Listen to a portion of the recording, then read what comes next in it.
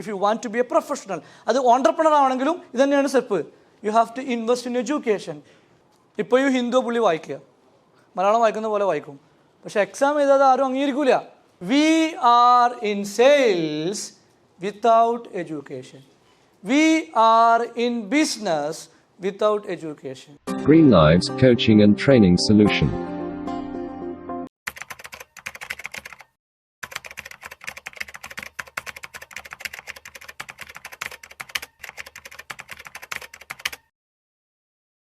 ഒന്നാമത്തെ എന്ന് പറഞ്ഞാൽ എഡ്യൂക്കേഷനിൽ ഇൻവെസ്റ്റ് ചെയ്യണം, പ്രൊഫഷണൽ ആവണമെന്നുണ്ടെങ്കിൽ.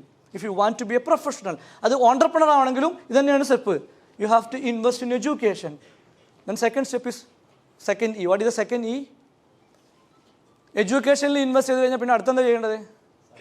നിങ്ങൾ ഡോക്ടർ ആവാൻ വേണ്ടിയിട്ട് നിങ്ങൾ 5 കൊല്ലം MBBS ജോയിൻ ചെയ്തു. എന്നിട്ട് നിങ്ങൾ പറയുകയാണ് എക്സാം ആവാൻ നേരത്തെ നിങ്ങൾ പറയുകയാണ് you are the most brilliant student in the campus. നിങ്ങൾ പറയുകയാണ് ഞാൻ ഭയങ്കര ബ്രില്യൻ്റ് ആണ്, എനിക്ക് എക്സാം ഇതാവില്ല, സർട്ടിഫിക്കറ്റ് എഴുതി അറിയാം. Will you get certificate without writing exam? No, never. നിങ്ങൾ എത്ര ബ്രില്യൻറ്റ് സ്റ്റുഡൻസ് ആണെങ്കിൽ എന്ത് ചെയ്യണം? You have to apply for exam. Yes or no? Yes. If you want to be a professional, നിങ്ങൾ അടുത്ത സ്റ്റെപ്പിലേക്ക് പോകണം. എന്താണ്? You have to pass the examination. എൻ്റെ ഒരു സുഹൃത്തുണ്ട്, ഭയങ്കര ബ്രില്യൻ്റ് ആണ്. ഓൻ +2 പരീക്ഷ ചെയ്തില്ല, ഓൻ സ്കൂൾ ലീഡറൊക്കെ ചെയ്യുന്നു. എന്താ പ്രശ്നം? ഓന് സർട്ടിഫിക്കറ്റ് കിട്ടിയില്ല. ഓൻ ഇന്നൊരു ഹോട്ടലിൽ വർക്ക് ചെയ്യുകയാണ്. ഓന് മിനിമം ഒരു എന്താ പറയുക IAS IPS അല്ലെങ്കിൽ MBBS ഒക്കെ ആവുള്ള ബുദ്ധിയുണ്ട്, പക്ഷെ എക്സാം എഴുതിയില്ല. ഇപ്പോൾ ഈ ഹിന്ദു പുള്ളി വായിക്കുക, മലയാളം വായിക്കുന്ന പോലെ വായിക്കും, പക്ഷെ എക്സാം എഴുതാതെ ആരും അംഗീകരിക്കില്ല. ഹലോ അല്ലേ? അപ്പോൾ പ്രൊഫഷണൽ ആണെങ്കിൽ എന്ത് വേണം? നമ്മൾ എക്സാം പാസ്സാവണം. അത് പാസ്സായാലോ ഡോക്ടർ ആവാൻ പറ്റുമോ? എഞ്ചിനീയർ ആവാൻ പറ്റുമോ? ചട്ടടക്കണമാവോ? പിന്നെ അടുത്തെന്താ? Experience. You want to get the experience. നിങ്ങളൊരാളെ കീഴിൽ ഇൻറ്റേൺഷിപ്പ് ചെയ്യണം. ചട്ടഡ് അക്കൗണ്ടൻ്റ് ആണെന്നുണ്ടെങ്കിൽ നിങ്ങൾ ആർട്ടിക്കിൾഷിപ്പ് ചെയ്യണം.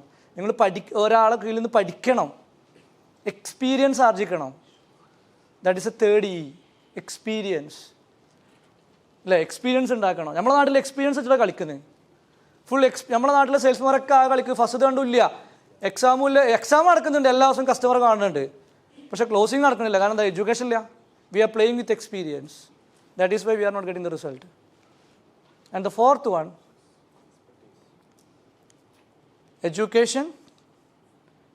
Second one, examination. And third one, experience. And what's the fourth one? Not expertise. Expertise experience-ലൂടെ ഉണ്ടാക്കിയെടുക്കേണ്ടതാണ്. എക്സ്പെർട്ടൈസ് വേണം. നാലാമതൊരു കാര്യം കൂടി വേണം. If you want to be a professional, you have to keep ethics. Ethics. ഏത് ബിസിനസ് ആണെങ്കിലും എത്തിക്സ് ഉണ്ട്. നമ്മൾ സെയിൽസ് എന്ന് പറഞ്ഞാലും there is a ethics in sales. Selling is a win game. Selling is not cheating. Selling is a win game. രണ്ട് കൂട്ടരും വിജയിക്കണം. So there is a ethics. You have to follow, you have to keep the ethics. Ethics follow ചെയ്യണം. അതാണ് 4 E's. 4 E's. Which are the 4 E's? First one എന്ന് പറഞ്ഞേ. First one education. Second one examination. Third one experience. And fourth one ethics. Fourth one is ethics. And what is our problem? നമ്മളെ പ്രശ്നം എവിടെ കിടക്കുന്നത്? We are in sales without education. We are in business without education.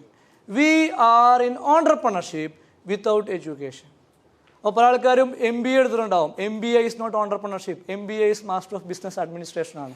മറ്റുള്ള business manage ചെയ്യുന്നതാണ് MBA എന്ന് പറഞ്ഞാൽ. Entrepreneurship absolutely different. Entrepreneurship course കേരളത്തിൽ തന്നെ എവിടെ ഇല്ല. ഓൺട്രപ്രണർഷിപ്പ് പഠിക്കണം. ഓൺട്രപ്രണർഷിപ്പ് അതിലൊരു സയൻസ് ഉണ്ട്. സെയിൽസ് പോലെ തന്നെ സയൻസ് ഉണ്ട്. സെയിൽസിലൊരു education. You have to invest in the education. Greenlives Coaching and Training Solution.